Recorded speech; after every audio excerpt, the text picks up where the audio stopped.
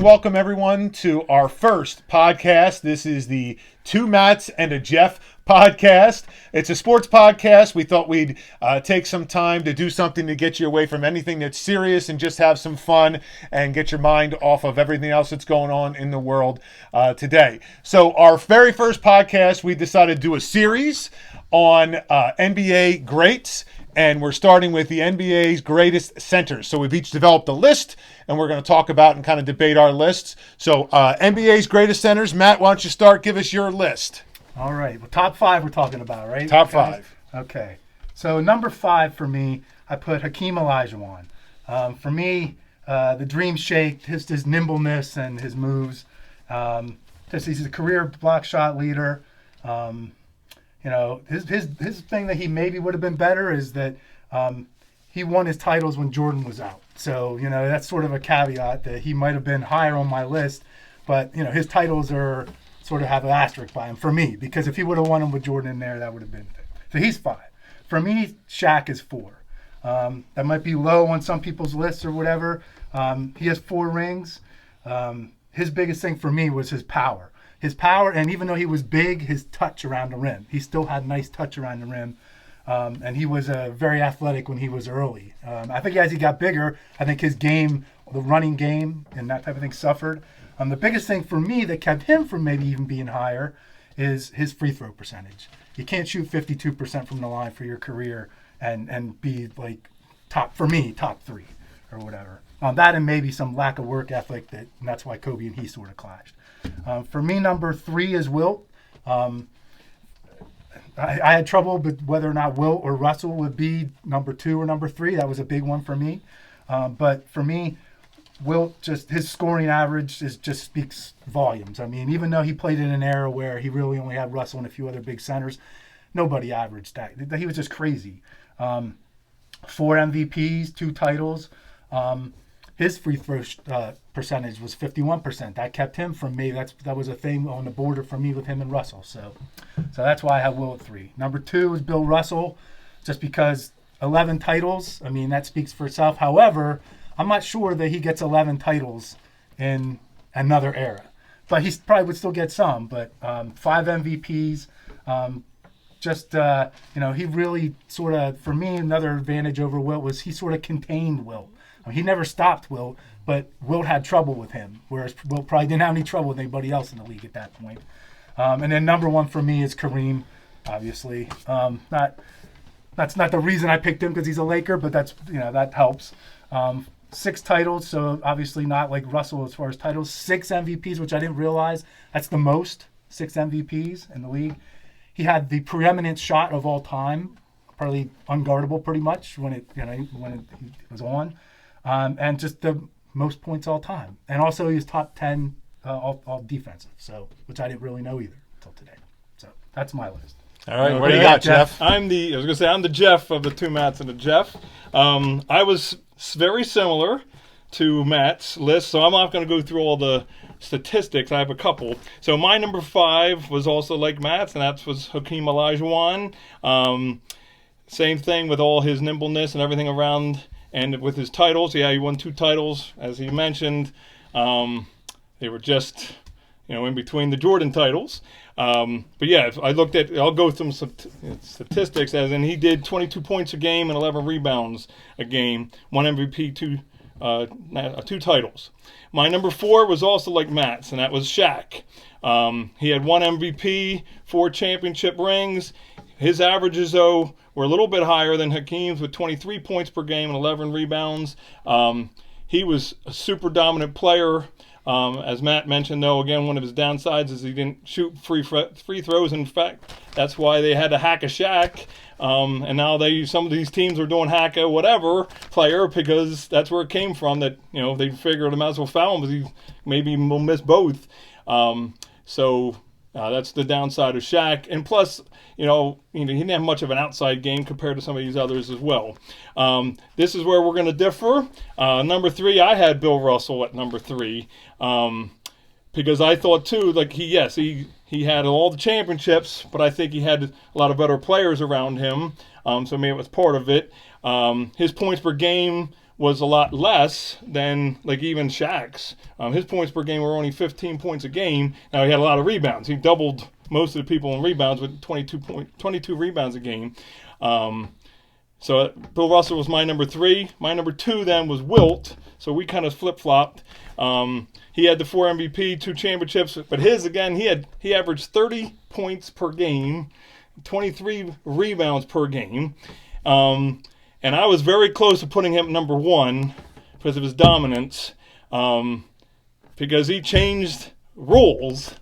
The dimensions of the paint area, they changed the rules because of Wilt. I think I remember seeing this, that he would dunk his free throws, and that's why you're not allowed to jump over the free throw line anymore, because he dunked his free throws. So Wilt was my number 2, and just as Matt mentioned, so Kareem, I couldn't not have him at number 1. Overall points leader. Now, granted, he also played a long time, maybe a little longer than he probably could have, or should have, I should say, but he also averaged 24 points a game. Again, as he said, unstoppable with his hook shot and everything else. So we've differed with the second and third of our 2. Well, like you're probably going to find in many things, if we keep doing this, we're going to see some differences in my list. There are some similarities, though. So my number 5 was Shaq.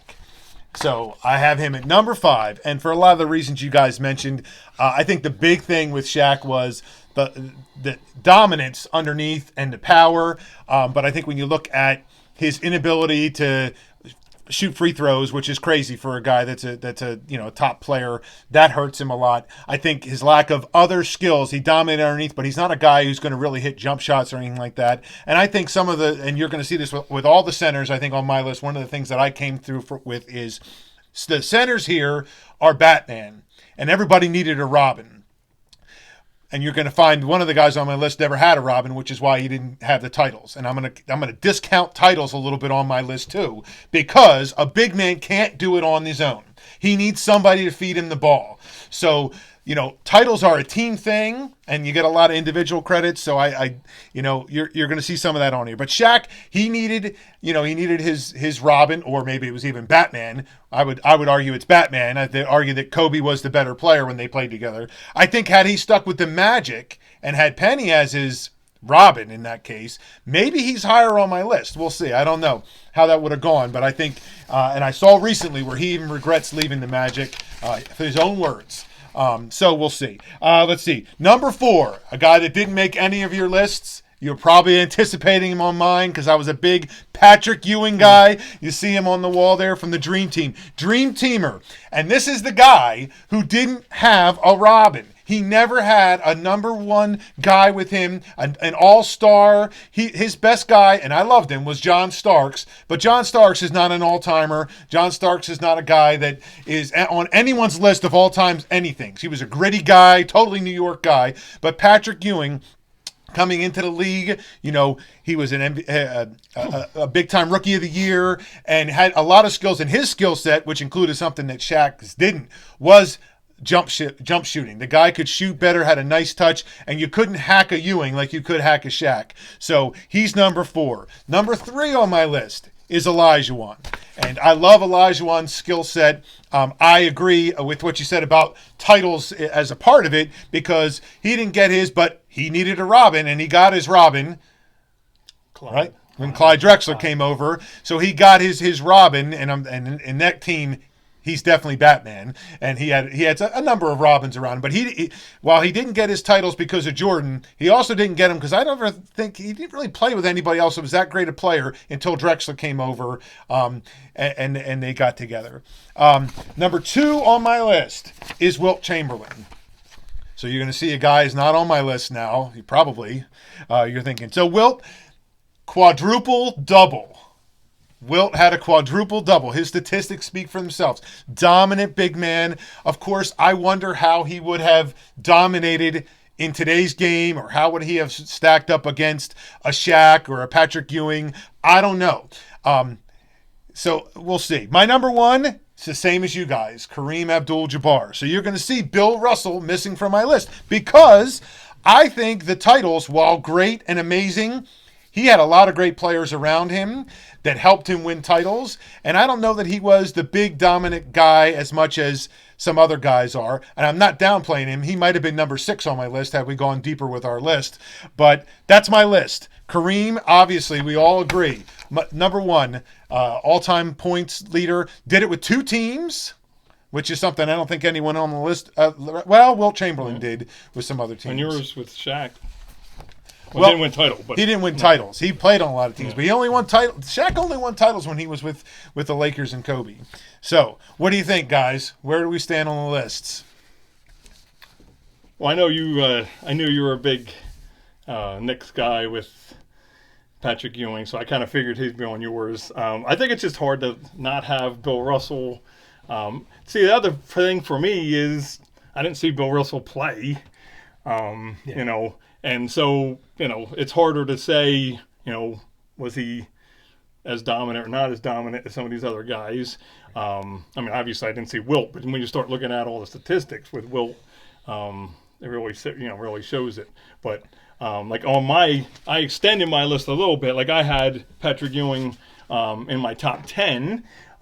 Where's he fall? If you guys might have gone where? Who gets the honorable mention?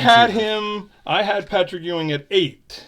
I don't know how Matt had him. I had him at 7. Okay. So who's ahead of him at 6 then? Robinson's ahead of him for 6 for me. Okay, Robinson. Right. See, now maybe kind of this was a homer on me, but I also looked at MVPs and so forth. I had Moses at 6 because he had 3 MVPs, which I didn't realize. And took the Sixers to the promised land. Yeah, because he had 1 championship. He averaged 20 points and 12 rebounds a game. So I had Moses as my 6, David Robinson as my 7, Patrick Ewing then came in at 8.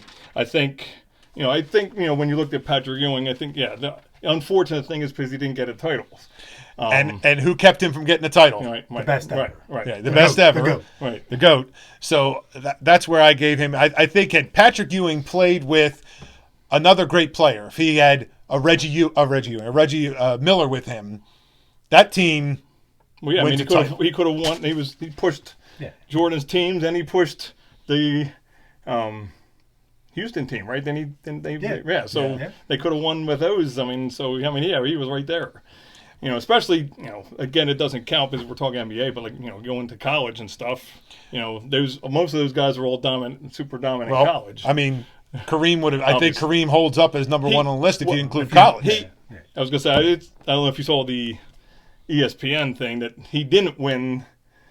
Kareem did not win the overall number 1. Oh, the bracket. Yes, the bracket. Well, which I totally agree. That was voting. That was voting. Exactly. But I mean, I think it's tough to keep Kareem off of any list of top, but a lot of young kids today don't really know Kareem as much, and they, The one thing I had for Kareem was he, like Shaq, Hakeem, even Wilt more so. I don't think Kareem was very nimble. So in other words, you could tell as a 7-footer, he was coordinated because you don't shoot that skyhook without coordination. However, I don't think nimbleness. Maybe when he was young as Lou Alcindor, but when he was Kareem and everything, I just think that he just motion wise, getting up and down the floor. I mean, when the Showtime Lakers ran, Kareem sometimes didn't even come down the floor if they got a fast break, and then there would be he would come down and trail the play. Okay, now put the captain in the post. Well, yeah, you didn't need him though. You had Worthy on the wing or one of those other guys coming in. You saved his legs by doing that. But I think when you look at footwork, I mean, you don't get any better than Olajuwon, and that's I agree. And so Olajuwon could have been on my list at 2. I put him at 3 because Wilt is just Wilt, but it's tough. Like Jeff said, I never really saw Wilt play. I've seen video of him, but I never really saw him play.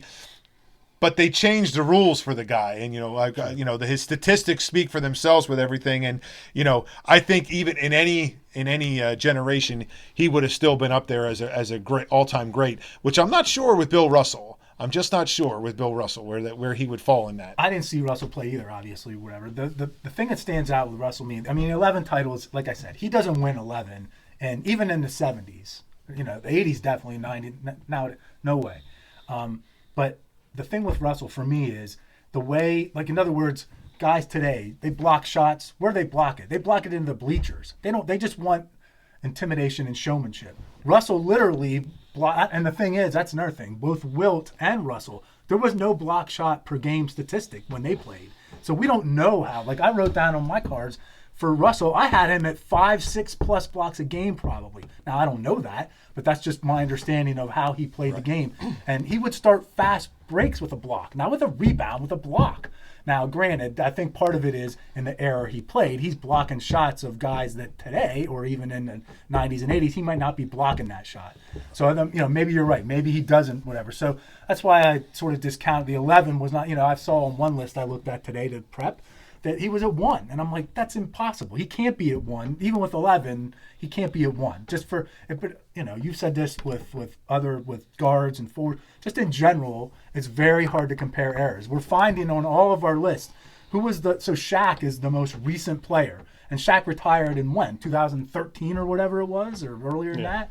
So today's game doesn't afford for any centers. So, it's just a different, as it's going on, it's just a different game. I looked at one of the lists. I was going to say the newest one they had on, I think the highest one they had, and he's on your Lakers now, is, I'm blanking on his name. Anthony Davis? No, the other one that comes off the bench. Comes off the bench? Yeah. He played for the Magic, man. Dwight Howard. Yes, yeah. He was actually one of the higher ones. Well, and on he list. was pretty high ranked on some list of things. But I don't think that guy's a great player at all. I shouldn't say not a great player, but he's not very high on the list of that. But you're right. I mean, today's game, the 7-footers are Anthony Davis and Kevin Durant, and their game is completely, They say don't forget about ours. Sixer. Right. Well, I mean, Joel Embiid has got a long way to go to make any list, in my opinion. Yeah. I think he's a great player. I think if he could, I'm just meant his physical abilities, his shooting, right. The different things. Right. Or even Anthony Davis. They shoot the ball Right. Just you mentioned. I mean, that's why it's so hard to compare errors. But I still think that style of basketball can win basketball games in the NBA consistently if they were to institute it, more like that's what they talk about with the Sixers and Joel Embiid is, he's down there on the post this and that. I just think that style can play if you play that way. You got to design your team that way. Well, the Lakers, I mean the game has changed some from when Shaq played with the Lakers, but it's still, the 3-point shot is more prevalent now than it was then, but it was still pretty prevalent then. And the Lakers basically surrounded him with shooters. I mean, you look, on the floor you had Fisher, Ori, Bryant, Kobe, and whoever else. They basically said, okay, you're going to double him, we're going to get 3. You don't double him, he's going to score. So yeah, I agree that style can make a comeback or whatever, and hopefully Embiid for the Sixers can do that sometime, but I don't know. So. But I mean, who else is on your honorable mentions? Alonzo Mourning, does he make it anywhere? No. See, now I went I don't know about Matt, but I went to 10. Yeah, me too. But when I got to 8, my 9 and 10 were very difficult. Yeah. I kind of went more statistics. My 9 was Elvin Hayes, because I looked, this guy scored 21 points a game, 12 rebounds. And then 10, I went real old school. Those of you guys that are home, the big man drill. I know where you're going. George Mikan. He averaged 23 points a game and 13 rebounds. He had 7 championships, which I had no idea. And they named a drill after him. I mean, and that's another guy, though, that we never saw play, so I couldn't say how great or not great he was, but he definitely was a guy who came up, when looking up great centers, as a guy that should be considered, but it's really hard. I mean, his games were all in black and white long before I was watching basketball. Right. Well, when I looked about today, I didn't even realize that Mikan, not even all of his 7 titles were in the NBA. They weren't. One was in something called the NBL, and one was in the BAA. So I guess those were just precursors to the NBA or whatever. But yeah, Mikan was 9 on my list because I had Robinson 6, Ewing 7, Moses 8, and those for me, that was it was almost like a coin toss for those 3 slots for me. I had Mikan at 9, and then for 10, I originally actually wrote down Bill Walton. But I could not do it when I didn't realize that Bill Walton only averaged 13 points a game. Well, now, granted, he had some players around him and everything. And I was going to say, when I looked him up, he was early on. He was dominant in Portland, and then he got injuries. He had a lot of injuries. Did he average in the 20s, like in the late 70s when he had his titles? I think they were saying that he was just dominant. I didn't look at his Right, and statistics. he had to have, Matt, because in his Coming out of later college. years he plays with the Celtics. He gets a title with the Celtics. Remember, so this is where my argument of titles doesn't mean too much. He's coming off the bench. He's playing a few minutes. He's probably averaging 5 or 6 points a game at that point. So if he's averaging 5 or 6 points a game at that point, he's got to be averaging in the high 20s earlier in his career when he was dominant. So coming out of college, and again, a guy I didn't see, but a guy that you know a little bit about, he was dominant. But I think he fell off because of injury. I think it was his knees and his back and stuff, and that the longevity of it. That's where the Bill Russell, for example, 11 titles. That means he was around and playing Same thing with Kareem. at a pretty high level for a long didn't time. realize that. So I thought I read today that Russell only played 13 seasons. So 11 out of 13. He won titles. Compared to like Kareem and who else? The other guys are playing like 20. Even Shaq, I think I realized played like 17 or 18. Well, years and or whatever. there's some very forgettable seasons for Well, him because yeah. he played for some teams I can't even remember all of them because he bounced around and Right. because he played for the Cleveland. Suns, he played for Cleveland. for the Heat, played for Cleveland. I wouldn't have named that one. He just bounced around at the end of his career. I think Shaq, if you get Shaq that is Orlando Magic Shaq early in his career before he put on the extra weight and stuff like that, he stays at that weight, at that shape. Right. It's a different conversation a little bit about Shaq, and he's a dominant, great center, all-timer. Obviously, he's made all of our lists, but he's probably up the list a little bit higher if he keeps himself in better shape. Right. What's some of your others? I was just going to say, so it's funny you said, so you said about Elvin Hayes. On the bottom of my list here, I put no Tim Duncan, no Elvin Hayes, no Bob McAdoo, because Elvin Hayes played power forward when Wes Unseld played center. They were on the floor almost together. I looked it up because I've had Elvin Hayes. Hold on, then. David Robinson's on your list, and he played with Duncan. I know Duncan was not. Duncan was doesn't a make four. my list because he's not a It's only five. that's He's when he not got a- his title. So that might be a reason for me to bump Robinson down from 6 to 7 or 8 or whatever. Right. But yes, because I did have that for Well, Robinson. because I had felt that- weird with that. Yeah, there's a different list you look at.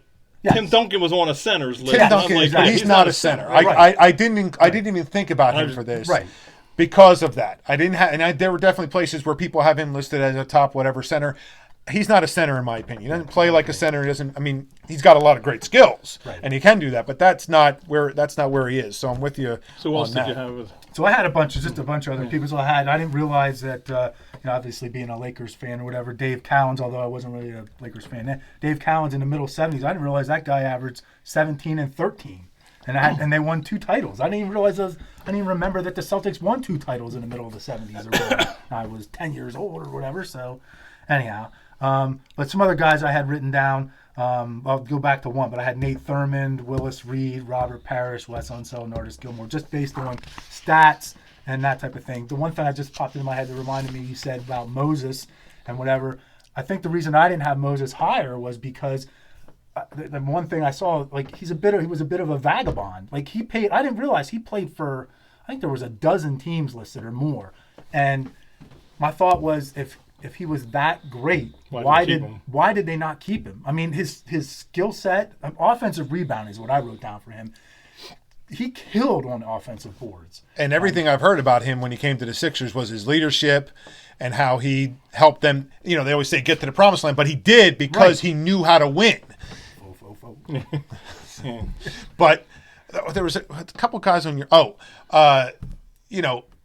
guys like Parrish and stuff. I don't know that they make the list if it's not. I mean, he's a good, serviceable center, but he's got a lot. He's got titles and stuff because of the guys that were around him. That's like I forget. I didn't write down, but I forget what they listed what he averaged, Right. and I was surprised that he averaged. he was that. higher than you think and it he might have was. been that he averaged, like we talked about before with one of the other players, with Walton. It might have been that he averaged more when he was with Golden State or something before he came to Boston, because he obviously didn't need to. Well, and then Whatever. he stayed for a while after that. He played for the Bulls. He played for I forget. one of the teams in Florida. No, the Hornets rather. He played for the Hornets too. So he played long past his years, and that brings guys' averages down. But by your title argument, Bill Laimbeer should be on your list. I guess. I don't know if he'd be on my list, top 10, but he would be in with those other guys, definitely. I just didn't. I think I saw him on maybe one thing, and I didn't really. I just passed by him, or maybe it's because of the Laker Piston thing or something. Well, if you give him he gets the Head Games award because that was his thing. He was Yes. playing head games, Yeah. and the one other person I had written down that I always have wondered what would have been like if it would have been a different world was Arvydas Sabonis. I mean, he didn't really come to the Blazers until he was, I don't know, probably in middle 30s or Mid-30s, whatever. I would imagine, yeah. So my understanding is that, like, just the way he would, I would have been really curious to see what it would have been like with him going up against, like, in the 80s, against Ewing and whoever else, dominant big guys, and Elijah Wan in the late 80s and Robinson or whoever. Just curious to see what that would have been like. Because what I've seen and heard or whatever, I think obviously he wouldn't have been top 5 or even top 6, 7, 8 maybe, but he might have made my top 10 if I would have known more about him. But there's just so much of an unknown. I think he's Rick Smits if he is earlier. I think he's better than. You Rick. think he's better? From my understanding and watching, that you guys have seen any of that basketball love story thing on ESPN? I know of it, but I haven't. I didn't watch him. One of the things has someone him that I had seen or whatever, and just some of the shots that they had of him passing. He was like that's another thing. I forget who. I was surprised that some of the centers had really good assist numbers. Well, Bill Russell, I read his book, and he said the one season, I think it was a whole season, that was his goal, was to be, to have a lot of assists and stuff. So he made it a point to pass the ball more. And I guess part of it was, I don't know, I'm reading into it a little bit, if I remember correctly. It's quite a few years ago now when I read it, but that basically Wilt was the big scorer, and he didn't want to be second fiddle to Wilt. So, hey, I'm going to pass the ball more, and I'm going to show you I'm a better team player than Wilt and all that kind of stuff. So in his mind, and hey, listen, it plays out with titles. He's the better team player. I'm about winning titles. Wilt is the individual star. He's about winning individual accolades. Now, I don't know. Listen, they're both great players, and certainly I don't know that Wilt was ever known for being an outstanding teammate in any way, shape, or form, and he doesn't have as many titles, but that's part of what I know Bill Russell was about, along with a lot of other things. And although he didn't make my top 5, I'd certainly, he's a great player. So I was going to say, I don't know what, if we can think about nowadays, about the center. I think of a team, and it's going to be very interesting to see what's going to happen this year in this playoffs with the Rockets. They have no center, none, not a person to be a center. So it's just going to be interesting to see, because we saw how the center position is just starting to fade away. The tall guys, like you mentioned, Kevin Durant. If you mentioned heights and stuff, they were talking about eras. People would say, "Oh, Kevin Durant's 7 foot; he should be a center," and he doesn't play anything like a center. No, not at all. They were just saying, I forget what they called him. He's 7 foot. But I think they have him as a 3 basically. Which, who would have thought, right? But I think that's the difference in today's game is they stretch the floor, a lot more, 3-point shooting, and you don't need a center as much. If you can stand outside and drain threes, why take a 2 inside when you can get 3? Statistically, yeah. Well, statistically. I was going to say, think about our Sixers. Our couple drafts that we had during the beginning of the process years. We took Okafor, who was, I don't know if he's even in the league. If he is, he's on somebody's. He's in New Orleans. Yeah. I think he plays off the bench. Yeah. And looking at his game in college, we're like, okay, this guy's going to be a good player. Nerlens Noel, an athletic guy, but their games didn't translate. They're to just the NBA. Well, I think as you guys were talking, I think a lot is because the floor is so spread anymore. And I think Embiid has trouble with this, and teams expose this, the pick and roll. So. If you're not a good, you can shoot the ball well, offensively at the 5 spot from the outside. But if you can't, or not nimble enough to guard the perimeter, then that's how guys, Houston will stick 5, 3 2s and 1s on the floor or whatever.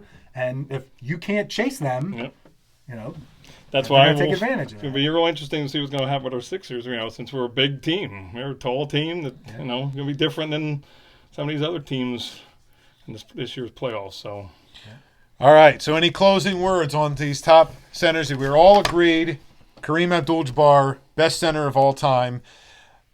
And seeing now, too, it seems like besides a great player, he's a really great person, apparently. Yeah. With lots of things. Like quality. He's written a bunch of books. He's won a bunch of awards. Movie star. Airplane? Airplane. I think he's done some other stuff too. Yes. But yes, that's true. But all-time points leader for sure. I think I'm glad we started with centers because I know every time anybody talks about all-time greats of anything, it's hard to put a center on the Mount Rushmore. to mix them in with the other players Yep. because it's just a different position. I mean, See, and I would debate that argument too a little bit. Although, like I said, I agree that the center has to have a guy to feed him. He has to have a good quality guard. And if you look at all these guys, every one of them, to win titles, had to have somebody else on the team who was really a star. If they won titles, not individual honors, but to win titles, you needed that other guy on there. But so I argue that I think you should put the centers on. Maybe that's because that's part of my game is that game. But I think when you look at Kareem Abdul-Jabbar with the most points ever, listen, I wouldn't put him ahead of Michael Jordan. I wouldn't. And if I'm picking if we're drafting a team today, we're all picking Michael Jordan first, of course. But you should give a little. I think you give a thought to him. But thought to him. I think because you think about our draft that we did. When was the first center I don't even taken? I don't remember. So And I can't convince you guys to get Patrick Ewing into the top 5, I guess. Be close. It would be close. I think- can't. My problem is I can't take any of the 5. He could be 6. I can move him up to 6. I just can't put him in the top 5 based on who I have whether they're rearranged or not in my top 5. I can't bump him. yeah, that's what I was gonna say. And I think that unfortunately, just the downside of the title. I mean, and you never know. I mean, because I think you just look at the titles. Unfortunately, Yeah, I mean, because he, and I think the other thing is his dominance didn't seem as dominant because you had Jordan dominating in his own way. Like a Shaq dominated. For me, I think if he beats Olajuwon and whatever that is, the 94, Was going after Jordan. Yeah. the 94 title, that if the Knicks win that, I know he doesn't have a Robin, he doesn't have whatever, but Yeah, I was I think looking that would vault him to me probably into the 21 points, 9.8 rebounds, 2.4 shots, 1.9 assists, 1 steal average for a career. Yeah, I want to hear. So blocks and rebounds. I was surprised he didn't average double. That was close. It was pretty much the double digits. Yeah, Rebounds. 9.8. Yeah, And the blocks. I was surprised he didn't average was it 1 point what? 8? it was 2.4 blocks. Oh, okay. But something you probably forget about him, which I would like to forget, is he didn't finish his career as a Knick. He went and he played for the Sonics. I don't know if it was a year or 2 or 3. Well, it's but like anybody else trying to get a title at that point. I guess, I and guess. he's getting up on his years. And He your had Knicks those probably bad. didn't pay him. He had those bad knees, and you're out trying to get a title, and that brings your statistics down when you get that, So that to say, like if you just segmented out his top years or take out the last couple years, where are those numbers? But that goes for everybody else too, which is another reason why I think that Kareem is so impressive because his stats are up there for a career above everyone else's. So, all right. Well, I think that's it. I think we covered the center position for the NBA. This has been 2 Matts and a Jeff podcast, our first one. So podcast number 1 in the books. We'll see you next time.